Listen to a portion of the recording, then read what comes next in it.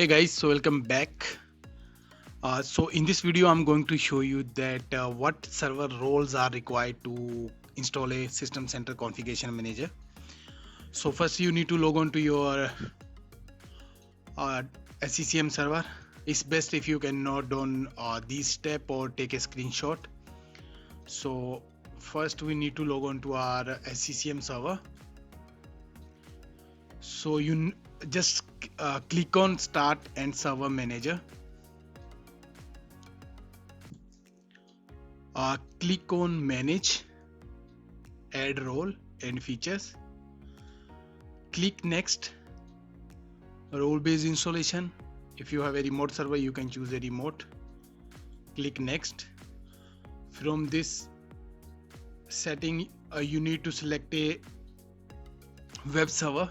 As I have already installed all these features, so you need to select this web server and management tool. Okay. Click on Next. From here, you need to select the .NET 3.5 feature and .NET 4.6 feature. Then scroll down and select this feature. Remote differential compression is already installed, and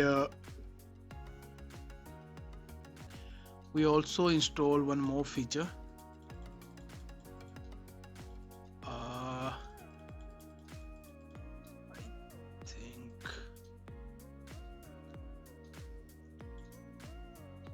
Oh, it's in top, the background intelligence transfer services bits. Okay, and if you expand, you need to select the IIS server extension, and you can see it's already installed.